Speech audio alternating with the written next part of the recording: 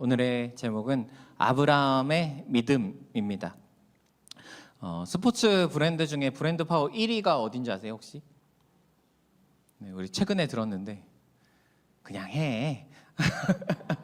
예, just do it. 예, 나이키가 1등인데 1등은 이제 담임 목사님께서 얘기해 주셨으니까 전 2등 얘기를 해보려고. 네, 2등이 어딘지 아세요? 네. 어디요? 어떻게 그렇게 잘하세요? 네, 저만 아는 줄 알았는데 예, 아디다스가 2등이라고 합니다.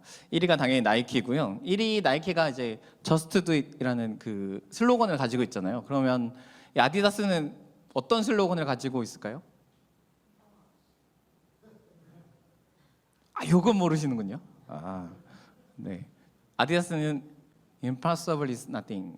불가능 은 없다 혹은 불가능 그건 아무것도 아니다 뭐 이렇게 표현되어지는 슬로건을 가지고 있습니다. 그래서 이 스포츠 상품을 통해서 어떤 불가능에 도전한 사람들 혹은 그 도전을 이룬 사람들을 이제 전면에 내세우고 요즘에는 연예인들도 막 이제 광고 모델로 쓰는데 대표적인 경우가 이런 선수들이에요. 메시와 손흥민은 아시죠? 예. 메시가 굉장히 어렸을 때 키가 진짜 지금도 축구 선수에 비하면 되게 작은 편에 속하지만 그래서 키가 되게 작았고 그래서 축구 선수로 좀 어렵지 않을까 사람들한테 밀리고 막 이러지 않을까 했는데 보란 듯이 지금도 이제 최고 선수로 역대 최고 선수로 평가받는 사람이고요. 또 손흥민 같은 경우도 아시아인이 유럽에서 과연 성공할 수 있느냐 뭐 박지성도 있긴 했지만 뭐 결국 득점왕까지 따게 되고 하면서 불가능이 이제 뛰어넘는 어떤 한계를 뛰어넘는 사람들로 평가받고 있고 그런 사람들로 이제 광고 모델로 사용되어져 있습니다. 인류의 역사 속에서도 아주 이게 희박한 마치 불가능한 것 같은데 성공한 사례들이 좀 있어요. 그래서 그것들을 좀 나누려고 하는데요. 축구 얘기를 시작했으니까 축구 얘기를 꺼내볼까 합니다. 여러분 혹시 축구 보세요? 울산에 사시면서 축구 안 보세요? 네, 울산 축구 말고 영국 프리미어리그 이야기를 한번 해보려고 합니다. 혹시 이 팀을 아시는 분? 몇 분 있군요. 첼시요? 레스터 시티라는 팀입니다. 이 팀은 2015-16 시즌, 그러니까 우리나라 달력으로 보면 이제 이렇게 가을부터 이렇게 축구를 하게 되거든요. 그래서 시즌이 1년 단위가 아니라 이제 1년에서 1년을 넘어가는 시즌이 됩니다. 2015에서 16 시즌에 우승을 했어요. 창단 132년 만에 우승을 했습니다. 그리고 이 우승한 팀의 스트라이커인 제이미 바디라는 선수는 8부 리그 출신이에요. 이게 이해를 하셔야 되는데 영국은 리그가 10부 리그까지 있어요. 그래서 10부 리그 팀이 1등 팀인 EPL까지 올라오려면 일단 한 번도 이제 끊기지 않고 승강을 다 거친다 해도 10년이 걸리는 거예요. 물론 그렇게 되기도 거의 힘든 일이지만 8부 리그에 뛰던 선수가 지금 1부 리그에 올라와서 우승을 한 상황이 벌어졌습니다. 그리고 신기록까지 세웠어요. 11경기 연속 득점이라는 신기록까지 세우면서 우승했습니다. 시즌 초반에 많은 사람들이 각 팀별로 이제 우승 확률을 정합니다. 근데 이 팀의 우승 확률은 5,000분의 1이었어요. 0.02%. 그런데 우승을 했습니다. 제가 설교를 준비하면서 이 확률을 인터넷 딱 치니까 같은 확률로 전쟁에서 이긴 기록이 있어요. 그게 뭐냐면 인천 상륙작전입니다. 이 상륙작전이 0.02%의 확률을 가지고 있었대요. 작전이 어려운 이유에 대해서 살펴보니까 이 당시에 이 상륙해야 되는 바다가 조수 간마이차가 9.6m래요. 9.6cm 아니고요. 미터. 그러니까 10m 정도의 차이가 나는 거예요. 물이 찼을 때랑 사라졌을 때랑. 그러니까 찼을 때 들어왔는데 이게 2-3시간 만에 전쟁이 끝나지 않으면 그냥 다 죽는 거죠. 돌아갈 수 없는 상황. 수로는 좁고 높은 방벽이 있었다고 합니다. 이제 월미도에 가보시면 알 텐데 그리고 월미도가 이제 강력한 이제 바다를 끼고 이렇게 포대 기지를 가지고 있으니까 그런데 우리는 역사적으로 알고 있죠. 결국에는 성공했다는 것. 그리고 이 전쟁이 굉장히 큰 역할을 했다는 것. 왜 이 전쟁을 하게 됐냐고 이제 메가 장군이 얘기할 때 이렇게 얘기했다고 합니다. 모두가 불가능하다고 생각하기에 적 또한 그렇게 생각할 것이다. 0.02% 확률로 누가 여기를 쳐들어오겠냐라고 생각할 것이기 때문에 이게 성공한다면 이길 수 있다라고 생각을 해서 전쟁에 승리를 하게 됩니다. 확률 얘기를 제가 좀 해드렸는데 아마 현재 우리에게 확률로서 가장 가깝게 다가오는 건 로또겠죠. 예. 다들 한 번씩은 해보셨으리라 믿음으로 하고 계시리라 믿고 당첨이 되면 11조는 꼭 하시리라 믿고 로또의 당첨 확률이 이건 읽기도 어렵습니다. 814만 5,010분의 1. 지금까지 확률이 0.02%였는데 이 로또 1등 당첨 확률은 0.000012%라고요. 해야 돼요, 말아야 돼요, 여러분? 네. 그런데 일어나나요, 안 일어나나요? 네, 일어나죠. 많은 사람들이 도전하고 이 확률이 좁긴 하지만 어찌됐건 0.000012%라도 일어날 확률이 있다는 거잖아요. 그래서 1등이 일어납니다. 그래서 과학자들은 이 확률을 정할 때 0%가 아니라면 그 일들이 일어날 확률이 있다라고 하면 그것이 기적이 아니라고 이야기해요. 아주 희박하지만 일어날 일이 일어났다라고 과학자들은 평가하고 있습니다. 가능성이 0이 아닌 이상 아무리 놀라운 일이라도 일어날 확률이 있고 그 일이 일어날 수 있다라고 평가를 하죠. 그런데 가능성이 0인 아예 제로인 일들이 일어나는 삶의 영역이 있습니다. 그게 뭐냐면 우리의 삶의 영역에서 그 일들이 일어나고 있다라는 것입니다. 이거는 과학의 영역이 아니라 영적인 영역에서 이 일들이 일어나고 있어요. 지금도 우리에게. 지난주에 로마 4장의 초반부를 나누면서 아브라함에 대한 이야기를 나눴습니다. 그가 행위가 아니라 믿음으로 말미암아 의를 얻었고 우리 또한 그 믿음으로 말미암아 의를 얻을 수 있다, 이런 얘기를 지난주에 나눴습니다. 오늘은 그럼 도대체 그 아브라함의 믿음이 뭐였냐, 이 얘기예요. 아브라함 믿음으로 의를 얻었는데 그럼 그 믿음이 도대체 어떤 믿음이었는가, 이 얘기들을 나눠보려고 합니다. 우리 먼저 18절 말씀 같이 한번 읽겠습니다. 아브라함이 바랄 수 없는 중에 많은 민족의 조상이 되게 하려 하심이라. 아브라함의 믿음 세 가지를 나누려고 합니다. 첫 번째는요, 영적으로 해석하는 믿음이 아브라함에게 있었다라는 것입니다. 오늘 말씀해 보면은 바랄 수 없는 중에 바라고 믿었다라고 이야기를 합니다. 그러니까 가능성이 아예 0%인데 그럼에도 불구하고 이것이 이루어질 것을 바라보고 믿고 있었다라고 이야기를 하는 거예요. 이 말씀을 직역하면 이런 뜻이 되는데 소망을 거스르는 소망 가운데 그가 믿었다. 그러니까 그냥 0이 아니라 그냥 마이너스로 치닫는 거죠. 소망을 거스르는, 내가 아무리 소망을 가지려고 해도 그걸 가질 수 없는 상황 속에서도 아브라함은 믿었다라고 이야기를 하고 있습니다. 아브라함의 인생을 조금 되돌아보면 창세기 12장에 보면 갑자기 아브라함에게 하나님이 다짜고짜 나타나세요. 그리고 나서 내가 너로 큰 민족을 이루겠다라고 일방적으로 약속하십니다. 근데 그에게 자식이 없었죠. 그래서 75세에 약속을 다시 해주시는데 기다리다 창세기 16장에 가면 86세에 하갈을 통해서 이스마엘을 낳습니다. 그런 다음에 하나님이 다시 나타나세요. 야, 걔 아니야. 내가 너에게 아들을 주는 건 하갈을 통해서가 아니야 라고 이야기를 하시면서 그때에 이제 아브람에서 아브라함으로, 사레에서 사라로, 아버지란 이름에서 열방의 아버지, 민족의 어머니, 이런 이름으로 바꾸게 됩니다. 당시 나이는 아브라함이 100세, 사라가 90세였습니다. 불가능한 영역이죠. 남자가 100세가 되었고 여자가 90세가 되었습니다. 근데 하나님은 그럼에도 불구하고 그 둘을 통해서 아이를 낳게 하겠다라고 이야기를 하는 거예요. 100세, 90세라고 하니까 쉽게 나이가 많구나 이렇게 느낄 수 있는데 제가 현실적으로 이런 생각을 해봤습니다. 아브라함이 100세잖아요. 그러니까 이 부부가 이제 병원을 가게 해서 예약을 거는 거예요. 1925년생 아브라함이랑 1935년생 사라예요. 근데 진로를 어디다 거냐면 산부인과 진료를 걸었어요. 그럼 접수처에서 무슨 생각이 들까요? 제가 접수처 직원인데 띠링 떴는데 이름이 아브라함인데 1925년생 아내가 사라인데 1935년생이 산부인과, 뭔가 클릭을 잘못했겠지 하면서 뭐 노인병동이나 건강 클리닉이나 아니면 전화를 해서 잘못하신 거 아닌가요? 확인해 봐야 되지 않을까요? 현실적으로, 과학적으로도 말도 안 되는 상황이죠. 근데 이때 아브라함이 뭐 했냐면요, 오늘 말씀 19절 말씀인데요, 같이 읽겠습니다. 그가 백세나 되어 자기의 몸이 죽은 것 같고 사라의 태가 죽은 것 같음을 알고도 믿음이 약하여지지 아니하였고. 하나님 평가하시는데 뭐라고 하냐면 믿음이 약해지지 않았다라고 얘기해요. 아브라함이 현실을 몰랐던 게 아니고요, 현실을 알았어요.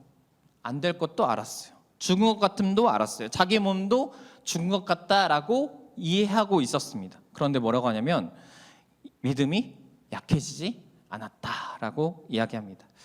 가능성이 없는데도 그래도 그는 믿음을 버리지 않았다, 잃어버리지 않았다라고 하나님께서는 평가하고 계십니다.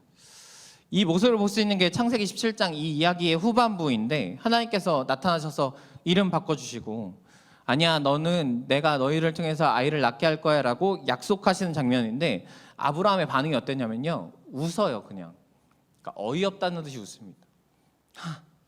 말도 안 된다 라고 웃습니다. 근데 그런 다음에 하나님께 이렇게 반응합니다. 같이 읽어볼게요. 아브라함이 이에 하나님께 아뢰되 이스마엘이나 하나님 앞에 살기를 원하나이다 라고. 하나님, 됐고요, 그냥 이스마엘이나 잘 살길 바랍니다 라고 하나님께 이야기하는 거예요. 민족의 아버지든 뭐 셀 수 없는 자손이든 하늘의 별과 같은 자손이든 저에겐 그런 거 필요 없고, 이왕 이렇게 된 거 그냥 이스마엘이나 잘 살기 원합니다 라고 하나님께 그래요. 이렇게 보면 마치 믿음이 없어 보이잖아요, 여러분. 그렇죠? 하나님 아무리 약속하고 아브라함에게 또다시 나타나서 말씀하셔도 아브라함이 지금 믿지 못하는 것 같아요. 근데 하나님은 어떻게 하시냐면 그래도 또 얘기하세요.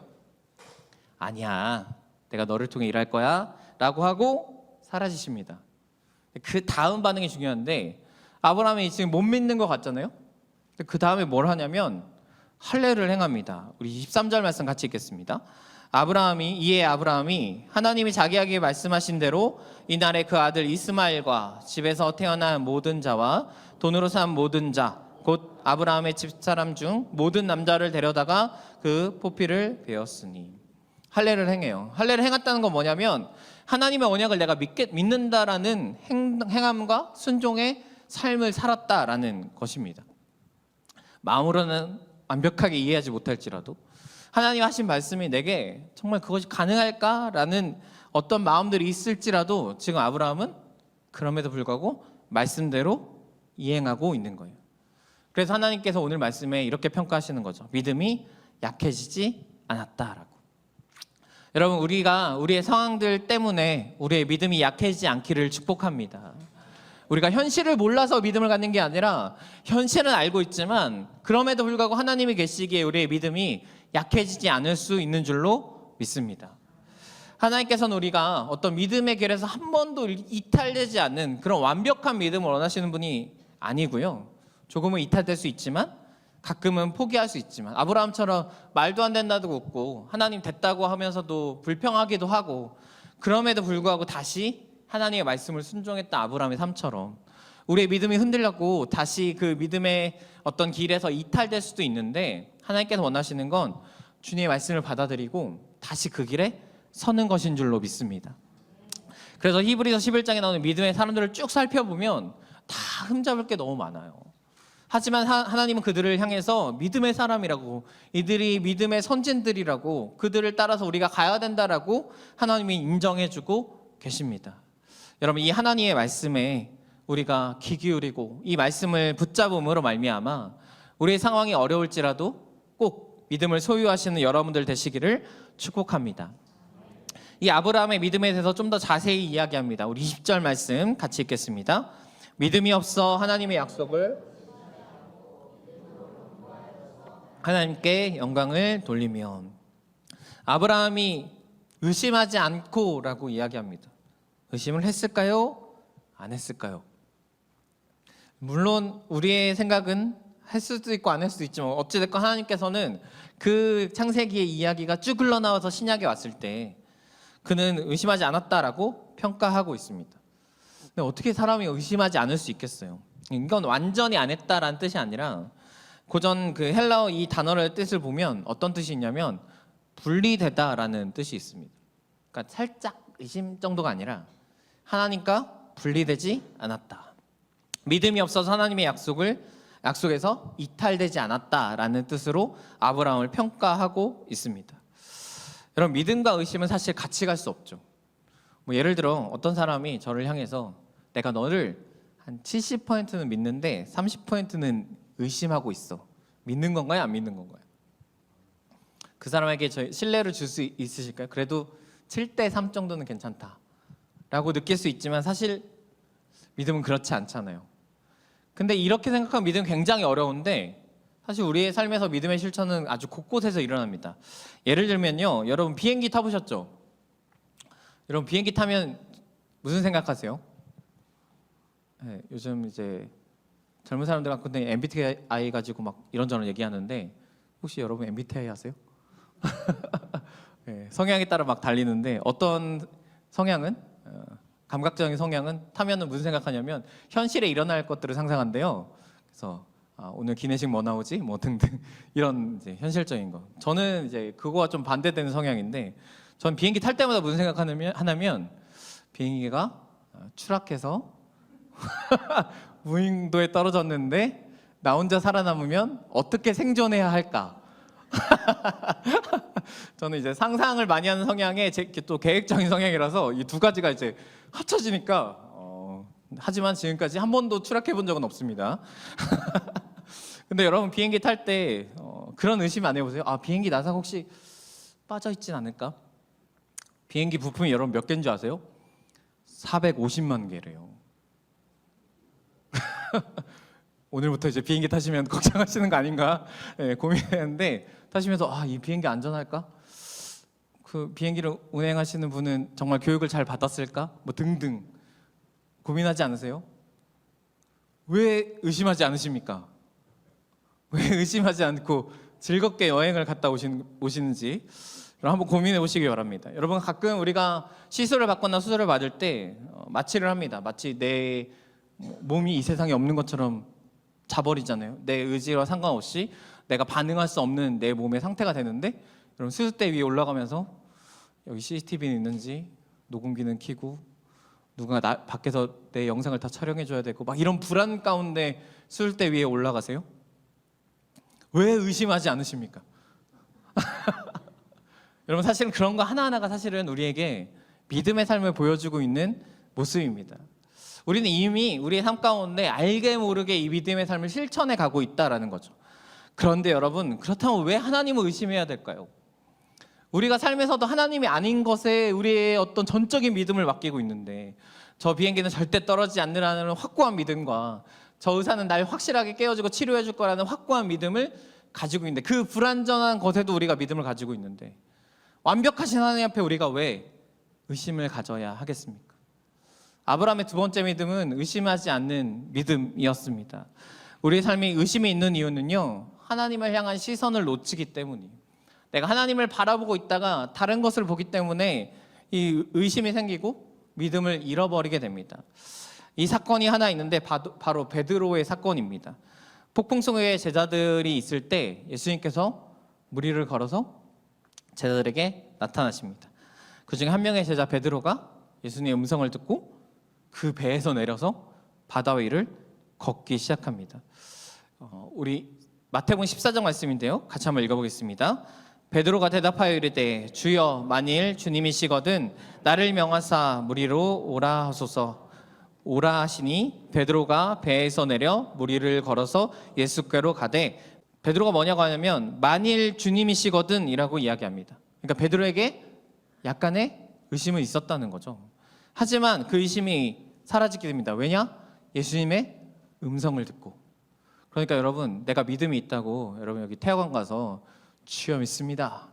내가 무리를 걸을 수 있는 줄로 믿습니다 하고 발을 내디디면 어떻게 돼요? 네, 병원에서 저를 만나게 되실 줄로 믿습니다. 여러분 베드로의 믿음으로 지금 발을 내딛는 게 아니고 예수님께서 오라 하시는 음성을 듣고 그 말씀대로 발을 내딛었다고요. 그러니까 의심은 있었는데 확신으로 바뀌어서 내딛었습니다. 여러분 이게 쉬운 일인가요? 네, 결코 쉬운 일이 아니에요. 그냥 잔잔한 바다도 아니고 폭풍 속에서 헤매던 제자들이 그나마 안전했던 배를 버리고 지금 예수님께 발을 디뎠다고요. 근데 가다가 물에 빠집니다. 그 이유에 대해서 이렇게 말씀하세요. 30절 말씀 같이 읽겠습니다. 바람을 보고 무서워 빠져가는지라 소리질러 이르되 주여 나를 구원하소서 하니. 베드로가 뭘 봤죠? 바람을 봤대요. 주님의 음성을 듣고 주님을 향하여 시선을 두고 발을 내딛었던 베드로가 가다 보니까 예수님을 놓치고 바람을 봤습니다. 그러자 의심이 생기고 빠져들어가게 됐다는 거예요. 여러분, 우리 삶에서도 이 믿음이 연약해지는, 우리의 삶에서도 이 믿음이 사라져가는, 우리의 삶에서도 믿음이 이탈되는 이유는 단 한 가지입니다. 하나님에 대한 시선을 놓칠 때. 여러분, 우리가 하나님을 향한 시선을 놓치지 않아야 될 줄로 믿습니다. 오늘 우리가 마지막으로 찬양했던 찬양의 고백이 내 영혼이 확정되고 확정되었습니다라는 고백이잖아요. 시편에 나오는 고백인데 이 확정이란 뜻이 픽스, 고정되다라는 뜻을 가지고 있어요. 그러니까 어떤 것에 못으로 받고 단단하게 고정시키다라는 뜻을 가지고 있습니다. 여러분, 오늘 우리의 믿음이 하나님께 단단히 고정되는 우리의 믿음이 되어지기를 축복합니다. 다른 것으로 말미암아 흔들리는 믿음, 다른 것에 시선을 빼앗기는 그런 믿음이 아니라 오늘도 오직 주님만을 바라보는 우리의 믿음이 되어지기를 축복합니다. 마지막으로 아브라함의 세 번째 믿음입니다. 21절 말씀 같이 읽겠습니다. 약속하신 그것을 또한 능히 이루실 줄을 확신하였으니. 아브라함은 의심을 넘어서 확신으로 나아갑니다. 아브라함은 다시 하나님을 붙잡고 하나님께 나아가는 거예요. 태가 죽음을 알고도 하나님께 나아갑니다. 왜냐하면 그는 죽음을 생명으로 바꾸신 하나님을 믿었기 때문이에요. 부활 신앙을 가지고 있었기 때문입니다. 그리고 그 결과, 그 정점이 이삭을 번제로 드리는 아브라함의 사건이었죠. 하나님께서 준비하실 거야. 그렇지 않을 할지라도 하나님께 나아가는 겁니다. 여러분, 의심을 넘어서 확신하는 믿음을 우리가 소유하게 되면 그 의심이 변하여서요, 우리 안에 실제가 되는 은혜가 우리 가운데 있을 줄로 믿습니다. 하나님께서는 불가능의 그 0%의 불가능한 상황 가운데서도, 그 죽음이라는 그 상황 가운데서도 생명으로 변화시키는 우리의 하나님이신 줄로 믿습니다. 세상에 있는 어떤 가능성을 보는 게 아니고요, 하나님께서 우리에게 찾아오셔서 가능성이 0%인, 절대 일어날 수 없는 그 삶을 우리에게 이미 일으켜 주셨고, 그것을 소유한 것이 우리이고, 그것을 또한 우리가 믿고 나아가는 삶이 우리의 삶인 줄로 믿습니다. 그래서 아브라함은 이 사실을 받아들였어요. 하나님께서 이 할 수 없는 상황 가운데 하실 수 있음을 받아들였습니다. 여러분, 우리는 연약합니다. 우리의 믿음도요, 연약해요. 하지만 우리의 연약한 가운데 나의 연약함을 인정하고 하나님, 내 연약함을 돌보아 달라고, 내 믿음을 돌보아 달라고 하나님께 고백할 때 하나님께서 우리의 삶에 놀라운 일이 일어나게 될 줄로 믿습니다. 앞서 베드로의 이야기를 했는데 베드로의 이야기 한 가지 더 하며 말씀을 마치려고 합니다. 베드로가 예수님을 만나고 나서 깊은 곳에 가서 그물을 던지게 되는데 예수님께서 오셔서 베드로가 실패했어요. 오늘 하루 물고기 하나도 못 잡고 예수님이 오셔서 다시 해봐라. 깊은 곳에 가서 그물을 던져봐라 하는데 이렇게 이야기하죠. 우리 누가복음 5장 5절 말씀 같이 읽겠습니다. 시몬이 대답하여 이르되 선생님, 우리들이 밤이 새도록 수고하였을 때 잡은 것이 없지만은 말씀에 의지하여 내가 그물을 내리리다 하고. 베드로에게 지금 예수님께서 뭐라고 하냐면, 예수님, 우리가 밤새도록 수고했어요. 잡은 것이 없습니다. 그러니까 안 돼요. 내가 해봤는데 안 됐습니다. 베드로의 직업이 어부잖아요. 안 됐습니다. 그런데 그럼에도 불구하고 내가 말씀에 의지하여 내가 그물을 내려보겠습니다라고. 의심을 완전 거친 것도 아니고 내 안에 안 될 거라는 마음도 있지만 지금 베드로는 뭐 하냐면 예수님의 말씀을 받아들였어요. 그 연약함에 예수님의 말씀을 받아들였습니다. 그리고 행동으로 옮겼습니다. 그랬더니 엄청난 일이 일어나게 되죠. 수많은 고기들을 잡고 예수님을 주로 고백하고 그물을 던지고 예수님을 쫓아가는 역사가 일어나게 됐습니다. 하나님은 우리에게 연약한 그런 상태가 아니라, 그런 완벽한 어떤 상태가 아니라 우리에게 원하시는 건 이 연약함을 인정하고 하나님의 말씀을 받아들임으로 내가 연약하지만, 내가 부족하지만 오늘 내가 이 말씀을 붙잡습니다. 내가 이 말씀에 의지하여 하나님, 내가 한번 살아보겠습니다라는 결단을 우리에게 원하시는 줄로 믿습니다. 여러분 우리 삶에 우린 연약하지만 우리보다 강하시고 그 어떤 것보다 강하신 우리 하나님이 우리와 함께 하심을 믿고 오늘도 믿음으로 나아가시는 여러분들 되시기를 축복합니다.